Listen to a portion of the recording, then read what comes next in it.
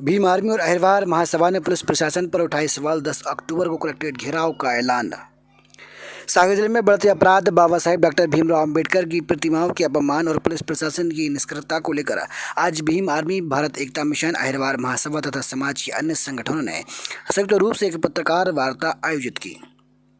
पत्रकार वार्ता में वक्ताओं ने जिले में हाल ही में 4 अलग अलग जगहों बांदरी, करहद, सनीधा और सनई में अंबेडकर प्रतिमाओं के क्षतिग्रस्त होने की घटनाओं पर गहरी नाराजगी व्यक्त की। उनका कहना था कि 1 माह बीत जाने के बावजूद पुलिस किसी भी आरोपी को गिरफ्तार नहीं कर सकी।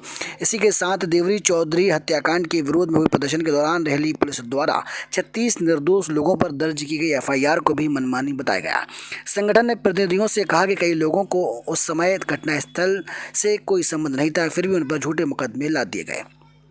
पत्रकार वार्ता में यह भी आरोप लगाया कि SC/ST एक्ट के अंतर्गत दर्ज मामले में पुलिस आरोपियों को संरक्षण दे रही है, जबकि पीड़ितों को बार बार धमकियां दी जा रही हैं। सागर शहर में कटरबाजी और चाकूबाजी की बढ़ती घटनाओं पर भी चिंता जताई गई।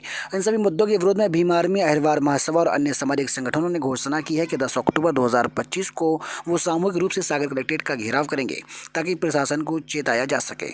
यदि जल्द न्याय नहीं मिला तो आंदोलन और उग्र रूप लेगा। किया गया।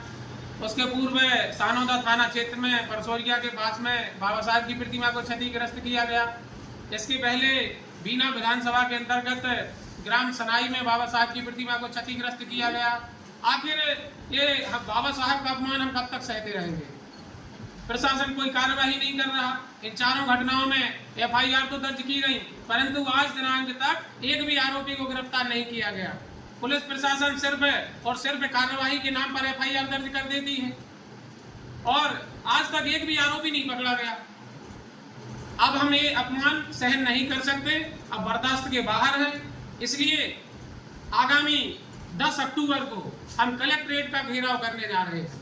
इसमें भीम आर्मी, अहिरवार महासभा, अहिरवार महापंचायत, अजाक्स एवं अहिरवार समाज के समस्त संगठन और इसमें साथ साथ OBC समाज के भी संगठन शामिल हो रहे हैं, क्योंकि बाबा साहब किसी जाति विशेष के नहीं हैं। बाबा साहब सबके हैं। उन्होंने सभी समाज के लिए संविधान में समानता का अधिकार दिया है। इसलिए OBC वर्ग के साथ साथ सामान्य वर्ग भी इस लड़ाई में आ रहा है, क्योंकि बाबा साहब को ऐसा नहीं कि कोई जाति विशेष या वर्ग मानता हो। बाबा साहब सभी के हैं। आज भारतीय संविधान के निर्माता हैं और संविधान से ये देश चल रहा है। इसलिए संविधान निर्माता का अपमान कोई भी